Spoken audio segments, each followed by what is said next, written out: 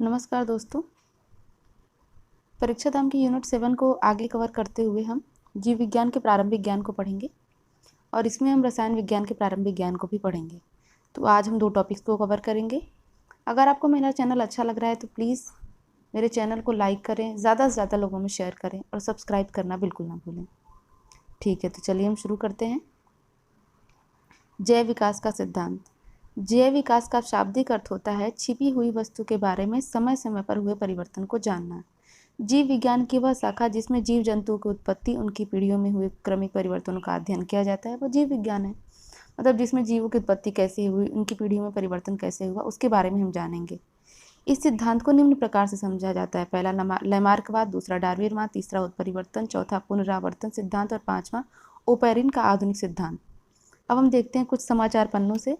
इसमें जो 2023 का मेडिसिन के क्षेत्र में नोबेल पुरस्कार दिया गया है कैटलिन कारिको और ड्रीव विस्मैन को, किस लिए दिया गया है? मैसेंजर राइबोन्यूक्लिक एसिड के न्यूक्लियोसाइड बेस संशोधन पर योगदान देने के लिए। तो हमें थोड़ा सा पता होना चाहिए कि 2023 का नोबेल पुरस्कार किस क्षेत्र में दिया गया है, तो mRNA के क्षेत्र में दिया गया है। अब हम देखते हैं लैमार्कवाद।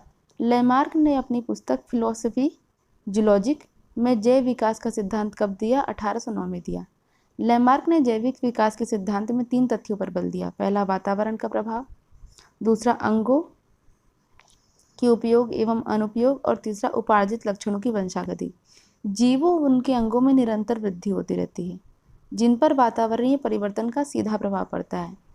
मतलब उनने कहा कि वातावरण का प्रभाव सिद्धांत दिया, दूसरा उन्हें सिद्धांत दिया अंगों के उपयोग एवं अनुपयोग को, और तीसरा उपार्जित लक्षणों की वंशागति। ठीक है, इसका मतलब यह है कि जीव को जिस शरीर के जिस अंग की ज़रूरत होती है उसमें तो वृद्धि होती है और जिसकी ज़रूरत नहीं होती उसका विकास कम होने लगता है। जैसे आप पढ़िए, जीवों उनके अंगों में निरंतर वृद्धि होती रहती है जिन पर वातावरणीय परिवर्तन का सीधा प्रभाव पड़ता है।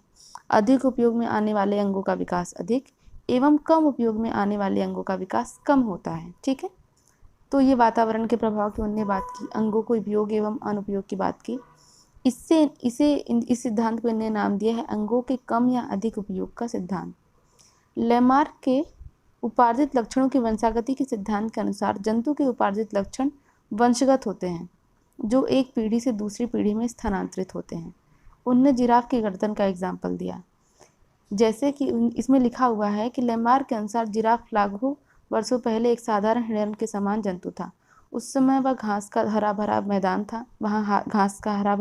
था और बाद में मरुस्थलीय वातावरण के बदलते प्रभाव, उनमें अन्य वातावरणीय कारणों से घास की कमी हो गई, जिससे जिराफ की पेड़ों पर अत्यधिक निर्भरता हो गई, पेड़ों की पत्तियों पर। पेड़ की पत्तियों तक पहुंचने के लिए अगली टांगे और गर्दन लंबी होती गई और पीढ़ी दर पीढ़ी वंशागत होकर वर्तमान जाति का स्थायी लक्षण बन गई। देखिए आप एग्जाम्पल से, जब उसके पास घास था उसको शरीर की ज़्यादा बढ़ाने की ज़रूरत नहीं थी, लेकिन जैसे जैसे उसकी पेड़ों पर निर्भरता बढ़ी, पेड़ों की ऊंचाई बढ़ी, तो उसकी टांगें भी लंबी होती गई और गर्दन भी लंबी होती गई। तो आप जान सकते हैं कि स्टार्टिंग में जिराफ ऐसा था, बाद में जब ज़रूरत के हिसाब से उसके शरीर का विकास होता गया और बाद में उसकी लंबी गर्दन और लंबी टांगें हो गई। अब एक और एग्जाम्पल है सर्पों में पैर का ना होना, उन्हें ज़रूरत नहीं होती।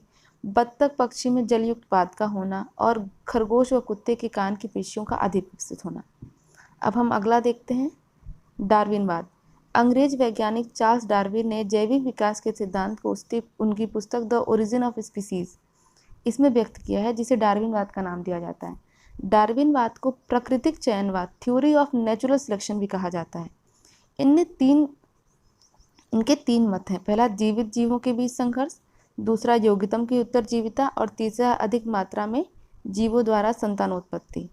जीवित जीवों के बीच संघर्ष, इनका ये मानना है कि जीवों के बीच जीवन की विभिन्न आवश्यकताएं के लिए संघर्ष गर्भावस्था से ही प्रारंभ होता है और इस संघर्ष में जो जीव जीतता है वो आगे चलता है। संघर्ष गर्भावस्था से ही प्रारंभ हो जाता है। यह संघर्ष उनकी मृत्यु तक कभी आवास, भोजन, वर्चस्व के लिए चलता रहता है। इस संघर्ष में कुछ जीव हार जाते हैं और कुछ समाप्त हो जाते हैं। तो जीवित जीवों के मध्य संघर्ष, एक तो ये हो गया। दूसरा है अधिक मात्रा में जीवों द्वारा संतानोत्पत्ति। पृथ्वी पर रहने वाले विभिन्न प्रकार के जीव अपने जीवन काल में कई हजार बच्चों को जन्म देते हैं। यदि ये सभी जीव जीवित रह गए तो पृथ्वी पर इन जीवों का भरमार हो जाएगी और पृथ्वी इन जीवों से पूरी तरह भर जाएगी। इसलिए प्राकृतिक वर्ण के अंतर्गत कुछ जीव जन्म के साथ ही विभिन्न तरीकों से मर जाते हैं। मतलब जो जन्म लेते हैं जीव सभी नहीं जीवित रहते, कुछ मर जाते हैं। ठीक है। इसके बाद योग्यतम की उत्तरजीविता। इसके अनुसार वह जीव जो जीवन संघर्षों में जीतता है वही जीव प्रकृति में अस्तित्व रख पाता है। अब कोविड में देख सकते हैं, जिसका इम्यून सिस्टम था उस पर कोरोना का प्रभाव कम पड़ा, जिसका इम्यून सिस्टम कम था उस पर कोरोना का प्रभाव ज़्यादा पड़ा। मतलब ये कि जो जीव वातावरण के अनुसार अपने को ढाल लेता है वह उस संघर्ष में सफल हो जाता है। यह प्राकृतिक वर्ण के द्वारा होता है। उस संघर्ष में सफल यह जीव अपनी अगली पीढ़ी में अपने गुणों को स्थानांतरित कर देता है। अब आता है उत्परिवर्तनवाद। हॉलैंड के एक वैज्ञानिक हैं ह्यूगो डिब्रिज। इनने 1901 में नई जीव जातियों की उत्पत्ति के संदर्भ में एक नया उत्परिवर्तन सिद्धांत प्रस्तुत किया, जिसे नव डार्विनवाद भी कहा जाता है।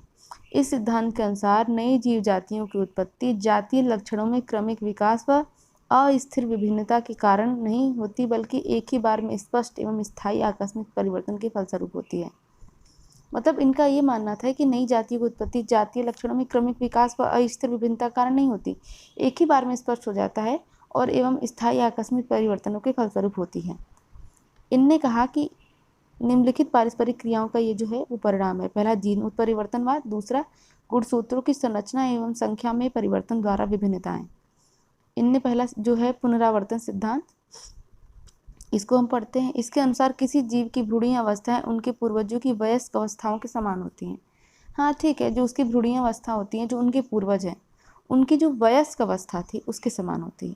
ठीक है, इसको ज़्यादा एक्सप्लेन नहीं किया गया डार्विनवाद को, उत्परिवर्तनवाद को। सिर्फ इनने ये कह दिया है कि क्रमिक विकास व अस्थिर विभिन्नता कारण जीव की उत्पत्ति नहीं होती है, एक ही बार में स्पष्ट एवं स्थायी आकस्मिक परिवर्तन के फलस्वरूप होती है। पहला है जीन उत्परिवर्तनवाद, दूसरा है गुणसूत्रों की संरचना। और ज़्यादा एक्सप्लेन नहीं किया गया तो आपको पढ़ने की ज़रूरत नहीं है। अभी हमने पुनरावर्तन सिद्धांत को देखा। अब ये देखिए ओपेरिन का आधुनिक सिद्धांत। इसके अनुसार जीवन की उत्पत्ति जीव रसायन के अनुरूप रसायन के रूप में समुद्र में हुई। जीवन की उत्पत्ति कैसी हुई? एक जीव रसायन के रूप में हुई। कब हुई? कहाँ पे हुई? समुद्र में। जीव के उद्भव में कार्बनिक एवं अकार्बनिक दोनों प्रकार के यौगिकों के हजारों वर्षों की क्रिया का योगदान है। जो कार्बनिक यौगिक है, अकार्बनिक यौगिक है, दोनों प्रकार के यौगिक हजारों वर्षों से ये क्रिया चलती रही और इस तरीके से उनकी उत्पत्ति हुई। अब हम देखते हैं द्विनाम पद्धति कि जीवों का नामकरण किस तरीके से होता है। इसका प्रतिपादन किया है कैर्लोस लिनियस ने। कब दिया? 1753 में द्विनाम पद्धति का प्रतिपादन किया। द्विनाम पद्धति के अनुसार प्रत्येक जीव तथा वनस्पति का वैज्ञानिक नाम दो शब्दों से मिलकर बना होता है। ठीक है, पहला शब्द है उनका वंश होता है, दूसरा शब्द उनकी जाति का होता है। जैसे आम का नाम वैज्ञानिक नाम मैंगीफेरा इंडिका, तो पहला शब्द वंश को इंडिकेट कर रहा है और दूसरा शब्द जाति को। इसी तरीके से मनुष्य का नाम होमो सेपियंस, तो पहला शब्द वंश को इंडिकेट कर रहा है, दूसरा शब्द जाति को। ठीक है, अब हम आते हैं कोशिका सिद्धांत पे। मैथियस जेकब्स लाइडेन 1838 में एवं थियोडर स्वान ने 1839 में कोशिका सिद्धांत को प्रतिपादित किया। इनने इसके लिए 3 सिद्धांत दिए। पहला सिद्धांत दिया कि सजीवों का जीवन एकल कोशिका से आरंभ होता है। पहला, सजीवों का शरीर कोशिका तथा उसके उत्पादों से मिलकर बना होता है। कोशिका और जो उसके उत्पाद हैं उससे मिलकर बना होता है और सजीवों में ऊतक का निर्माण कोशिका से होता है। ठीक है, 3 सिद्धांत उन्होंने दिया। पहला दिया कि सजीव का जीवन किससे बना हुआ है? एकल कोशिका से। और जो पूरा शरीर है, ये तो जीवन की बात हो गई, और इनका जो पूरा शरीर है वो कोशिका तथा जो उनके उत्पाद है उससे बना हुआ है। और इन कोशिकाओं से ऊतकों का निर्माण होता है। ठीक है, अब हम आते हैं जेनेटिक कोड। जेनेटिक कोड कुछ नियमों का समूह होता है जिसके उपयोग से जीवित कोशिकाएं जेनेटिक पदार्थों में उपस्थित जानकारियों को प्रोटीन में बदलने का कार्य करती हैं। ये कुछ नियमों का समूह है जो जीवित कोशिकाएं होती हैं जेनेटिक पदार्थों में उपस्थित जानकारियों को क्या करती हैं? प्रोटीन में बदलने का कार्य करती हैं। जेनेटिक कोड की विशेषताएं क्या क्या हैं? पहला, ये यूनिवर्सल है, प्रायः सार्वत्रिक है। 3 न्यूक्लियोटाइड क्षारकों का बना होता है जो 20 अमीनो अम्ल के संगत होते हैं। 3 न्यूक्लियोटाइड क्षारक का बना होता है और ये 20 अमीनो अम्ल के संगत होते हैं। ठीक है, ये अनित्यव्यापी होते हैं, नॉन ओवरलैपिंग होते हैं, मतलब ओवरलैप नहीं करते हैं, गैर स्पष्ट होते हैं, मतलब इनको स्पष्ट नहीं किया जा सकता, गैर अस्पष्ट। ठीक है, एवं कोमा रहित होते हैं। ठीक है, नॉन एम्बिगियस होते हैं, मतलब स्पष्ट होते हैं, इस तरीके से हम कह सकते हैं। इन्हें इनको स्पष्ट कह देना चाहिए था। फिर जेनेटिक कोड में पद्धति में 43 = 64 त्रिगुण संकेत शब्द ट्रिपलेट कोड वर्ड्स होते हैं जिन्हें कोडॉन कहा जाता है। इनके जो कोड हैं उनको कोडॉन कहा जाता है। इनमें एक प्रारंभन एवं एक समापन कोडॉन होता है। ठीक है, जो कोड है संकेत शब्द उसी को कहा गया है। 64 कोडॉन में से 3 कोडॉन UAA, UGA और UAG ऐसे होते हैं जो किसी भी एमिनो एसिड को संकेत नहीं देते हैं। इन्हें समापन कोडॉन कहा जाता है, stop codon. AUG amino acid का प्रारंभन कोडॉन है। ठीक है, AUG जो एमिनो एसिड है उसका प्रारंभिक जो कोडॉन है उसको AUG कहा जाता है। अब हम आगे देखते हैं। ये देखिए एक्सप्लेन किया गया है। नॉन कोडिंग क्षेत्र है, नॉन कोडिंग क्षेत्र फर्स्ट, नॉन कोडिंग क्षेत्र सेकंड। इसमें UAG, UAA और UGA को एक्सप्लेन किया गया है। ये आरंभिक कोडॉन है जिसका नाम AUG है और ये समापन कोडॉन है। ये तीनों समापन कोडॉन है, ये आरंभिक कोडॉन है। ठीक है, अब हम आगे देखते हैं DNA मॉडल। जीवित कोशिकाओं के गुणसूत्र में पाए जाने वाले जंतुनुमा संरचना को डीऑक्सी-न्यूक्लिक अम्ल कहते हैं। जीवित कोशिकाओं में के गुणसूत्र में पाए जाने वाले एक तंतुनुमा संरचना होती है जिसको हम डीऑक्सी राइबोन्यूक्लिक एसिड कहते हैं। इसकी संरचना कैसी होती है? घुमावदार सीढ़ी की तरह। DNA में आनुवांशिक जीन क्या होते हैं? लिपटे रहते हैं। इस DNA में आनुवांशिक जो जेनेटिक कोड्स हैं वो साथ में लगे हुए होते हैं। जेम्स वाटसन एवं फ्रांसिस क्रिक को DNA की अणु की द्विकुंडलीय डबल हेलिक्स संरचना की खोज करने के लिए 1962 में नोबेल पुरस्कार दिया गया था। DNA अणु त्रिविमीय होते हैं, 2 तंतुओं से बना होता है जो कि एक दूसरे के चारों ओर कुंडलित होते हैं। जैसे आपने देखा होगा, ये मैं यहाँ बना देती हूँ, देखिए इस तरीके से होता है, उसी को एक्सप्लेन किया गया, लिखा गया है। अब है मेंडल की आनुवंशिकता का सिद्धांत। ग्रेगर जॉन मेंडल को आनुवंशिकता का सिद्धांत का नाम दिया जाता है। इनका वास्तविक नाम क्या था? यूहान था। इन्होंने चर्च के पादरी बनते समय अपना नाम ग्रेगर कर दिया। ये चर्च के एक पादरी भी थे और बाद में इन्होंने अपना नाम ग्रेगर कर दिया। इनने 1857 में मेंडल के नियमों का प्रतिपादन किया था। मेंडल ने अपने प्रयोग के लिए किसका उपयोग किया? मटर के पौधे का उपयोग किया। आनुवंशिक सिद्धांत के अनुसार एक पीढ़ी के लक्षण दूसरी पीढ़ी में स्थानांतरित होते हैं। माता पिता के गुणों का अपने बच्चों में आना आनुवंशिकता का रूप है। मतलब एक पीढ़ी के लक्षण दूसरी पीढ़ी में स्थानांतरित होते हैं और माता पिता के गुण जो अगर उनके बच्चों में आ रहे हैं तो आनुवंशिकता का ही रूप है। ठीक है, इनने 3 नियम प्रतिपादित किए: प्रभाविकता का नियम, पृथक्करण का नियम, स्वतंत्र अभियुग्मन का नियम। पृथक्करण के नियमों को युग्मकों की शुद्धता का नियम भी कहा जाता है। क्योंकि प्रीलिम्स अब इतना ज़्यादा पूछेगा नहीं तो इन लोगों ने सिर्फ हेडिंग डाल दी कि प्रभाविता नियम, पृथक्करण और स्वतंत्र अभियुग्मन का नियम। अगर आप चाहते हैं कि मैं इसको एक्सप्लेन करूँ तो नेक्स्ट क्लास में मैं इसको एक्सप्लेन कर दूंगी। सिर्फ इनने इस तीनों को मेंशन कर दिया है। ठीक है, और पृथक्करण के नियमों को युग्मकों की शुद्धता का नियम भी कहा जाता है। एक जीन एक एंजाइम सिद्धांत। बीडल और टेटम ने एक जीन एक एंजाइम सिद्धांत का प्रतिपादन 1941 में किया। इस सिद्धांत के अनुसार जीन एंजाइमों का उत्पादन करते हैं और एक जीन एक ही एंजाइम के उत्पादन के लिए उत्तरदायी होता है। जीन क्या करते हैं? एंजाइम का उत्पादन करते हैं और एक जीन से सिर्फ एक ही एंजाइम बनेगा। ठीक है, एक जीन एक एंजाइम का सिद्धांत मतलब जीन ने क्या किया? एंजाइम का उत्पादन किया और ये जो जीन है, एक जीन क्या करेगा? एक ही एंजाइम का उत्पादन करेगा। जिन जीवों के गुणसूत्रों में पाए जाने वाले आनुवंशिक क्रिया की इकाई है जिन जीवों के गुणसूत्र में पाए जाने वाली आनुवंशिक क्रिया की इकाई है, जोहानसन ने 1909 में सर्वप्रथम जीन शब्द का प्रयोग किया। मतलब क्या है? जीन आखिरकार है क्या? जो जीवों के गुणसूत्र हैं उसमें पाए जाने वाले एक आनुवंशिक क्रिया, उसकी एक इकाई है, ये जीन है।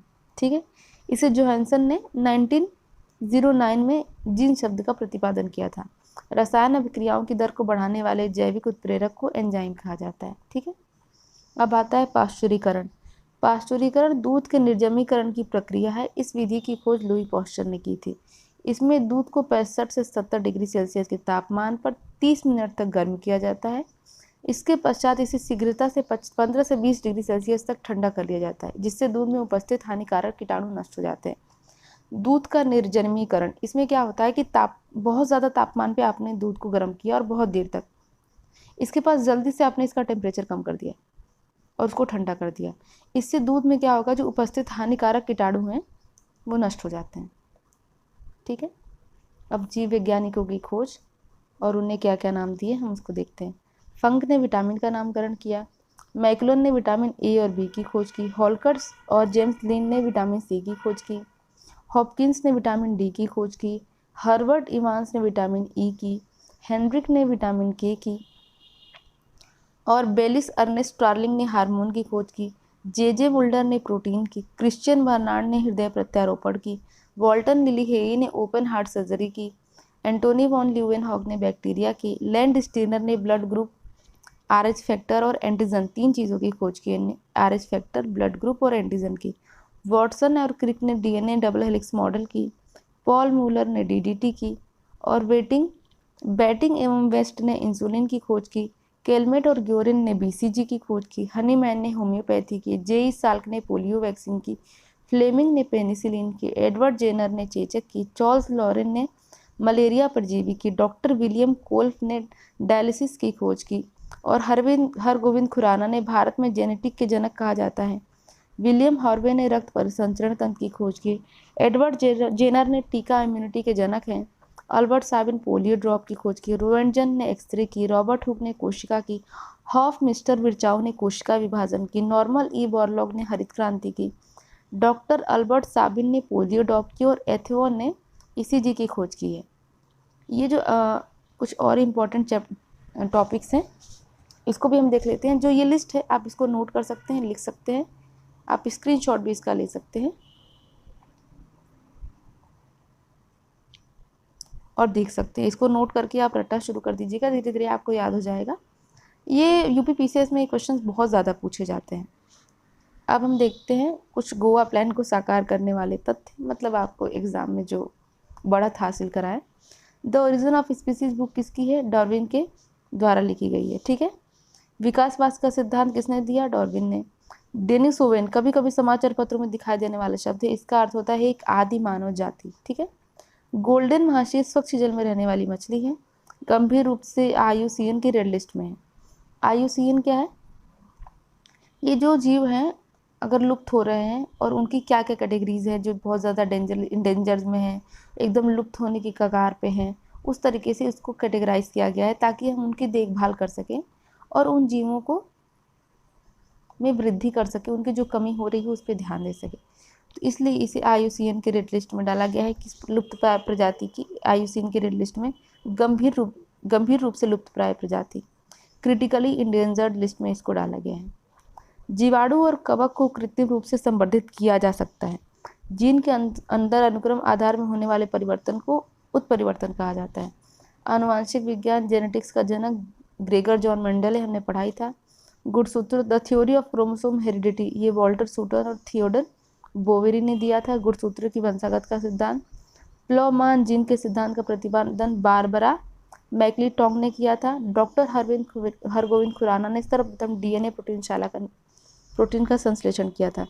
किसी भी प्रजाति में गुणसूत्र की संख्या निश्चित और स्थिर रहती है। पोलियो के वैक्सीन की खोज जोनास साल्क ने दी थी 1952 में। आनुवांशिक रोगों की पूर्व सूचना प्राप्त करने की तकनीकी जैनिक प्रौद्योगिकी कहते हैं। आर्थर कोनबर्ग ने सर्वप्रथम डीएनए को अंतः पात्र में बनाया था। डीएनए फिंगरप्रिंटिंग के उपयोग द्वारा इंग्लैंड में पहला अपराध सर्वप्रथम 1838 में सॉल्व किया गया था। विश्व का पहला हृदय प्रत्यारोपण दक्षिण अफ्रीका के देश में डॉक्टर क्रिश्चियन बर्नार्ड ने किया था।